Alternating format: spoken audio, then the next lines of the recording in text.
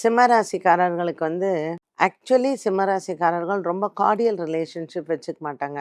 அவங்க என்ன சொல்கிறாங்களோ அதை தான் மற்றவங்க கேட்கணுன்னு இருப்பாங்க.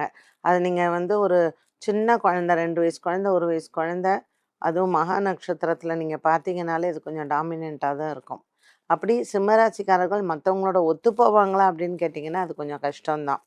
ஸோ சிம்மராசிக்கு ஏன் கணவரோட இல்லை மனைவியோட ஒத்து போகலை அப்படின்னு பார்த்தீங்கன்னா ஏன் டாமினண்ட்டாக இருக்காங்க.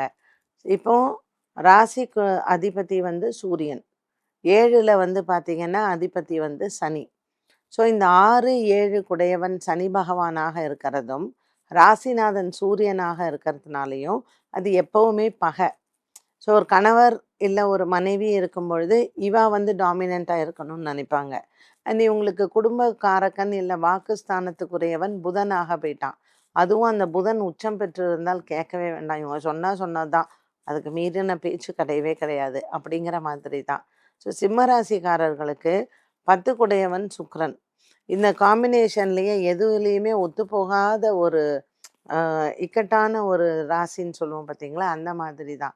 வேலை இடத்துலையும் இப்போ சுக்கிரன் வந்து ஜாதகத்தில் சரியா இல்லைன்னு வச்சுக்கோங்களேன், 2ஆம் இடத்துல நீச்சமாக இருக்குது, இல்லை இவாளுக்கு மீனத்தில் 8ஆம் இடத்துல உச்சமாக இருக்குன்னா இந்த சிம்மராசிக்காரர்களுக்கு கொஞ்சம் வேலை பண்ணுற இடத்துலையும் அதுவும் பொதுவாக லேடிஸோட ஒத்து போகிறது கொஞ்சம் கஷ்டமாகத்தான் இருக்கும்.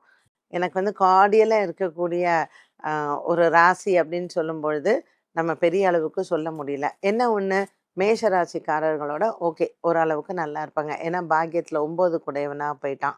6 குடையவர் வந்து உங்களுக்கு மகரமாக போயிடுது. ஸோ 5 குடையவர் தனுசு. தனுசு ராசியோ தனுசு லக்னமோ பார்த்தீங்கன்னா குரு அதிபதி. அது அதுக்கு மேலே நான் வந்து ஒரு 4 விஷயத்தில் கெத்தாக இருப்பேன்னா நான் 40 விஷயத்தில் கெத்தாக இருப்பேன்னு சொல்கிறவங்க.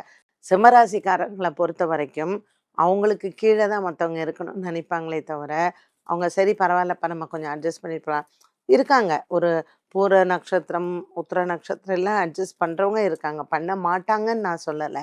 அது அவங்களுடைய நேச்சராக இருக்கலாம். அவங்களுக்கு வந்து ஃபேமிலியோட ப்ராட்டப்பில் சொல்லணும், ஒரு 4 பேரோட பழகிறது கொள்வது. பட் அந்த இன்பார்ன் குவாலிட்டிஸில் அந்த பிடிவாத குணமும் மற்றவங்க நம்ம சொல்கிறத கேட்கணுங்கிற ஒரு அழுத்தமான பிடிவாதமும் அவர்களிடத்தில் எப்பொழுதுமே